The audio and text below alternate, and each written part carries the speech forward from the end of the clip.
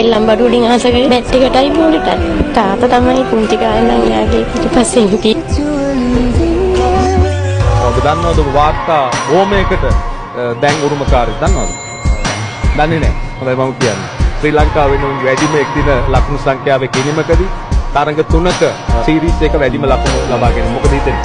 ඇත්තටම ගොඩක් සතුටුයි මං ගැන. ඉතින් මං හිතනවා මගේ මහන්සියේ ප්‍රතිඵලයක් කියලා. ඉතින් මට උදව් කරු හැමෝටම ස්තුතිවන්ත වෙනවා.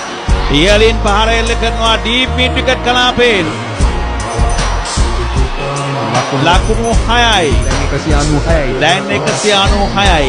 ද්විත්ව ශතකයේ ලබා ගැනීම සඳහා ලකුණු 4ක්. ද්විත්ව ශතකයේ ලකුණු 4ක් පිටුපස.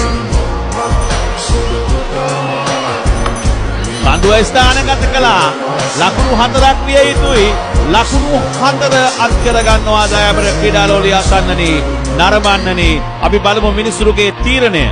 ඔව් දැන් ලකුණු 4 සටහන් කරනවා. ඉතිහාසයේ ප්‍රථම වතාවට ශ්‍රී ලංකා පිටිකරුවෙකු එක්දින තරගයකදී ලබා ගන්නා ප්‍රථම ද්විත්ව ශතකයේ වාර්තා කර ගන්නවා පැතුම් නිසං. අනර්ග පිටිකරණයක්, විශිෂ්ට පිටිකරණයක්. ඔබ දන්නවද වාර්තා ඕමයකට දැන් උරුමකාරයෙක් දන්නවද? දන්නේ නැහැ. හොඳයි මම කියන්නේ. ශ්‍රී ලංකාව වෙනුවෙන් වැඩිම එක්දින ලකුණු සංඛ්‍යාවේ කිනීමකදී තරඟ 3ක සීරීස් එක වැඩිම ලකුණු ලබා ගැනීම. මොකද හිතෙන්නේ? ඇත්තටම ගොඩක් සතුටුයි මං ගැන. ඉතින් මං හිතනවා මගේ මහන්සියේ ප්‍රතිඵලයක් කියලා. ඉතින් මට උදව් කරු හැමෝටම ස්තුතිවන්ත වෙනවා. ඉහළින් පහර එල්ල කරනවා ඩීප් මිඩ් විකට් කලාපයෙන්.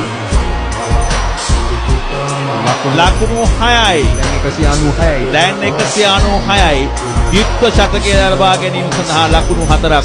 ද්විත්ව ශතකයේ ලකුණු 4ක් පිටුපස.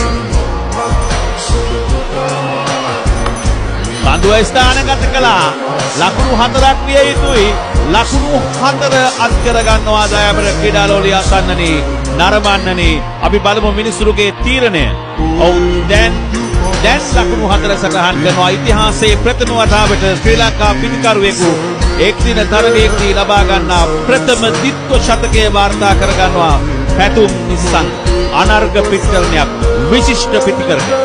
ඉතාමත් විශිෂ්ට පිටිකරණයක්. ඒ වගේම ලෝක වාර්තාගත ඉනිමක් බවට ඔබ පරිවර්තනය කර ගන්නවා. මේ ඉනිම විශේෂයෙන්ම ආරම්භක පිටිකරුවා ලෙස පිටියට ප්‍රවිෂ්ඨ වෙමින් අති විශිෂ්ට ඉනිමක් බවට මේ ඉනිම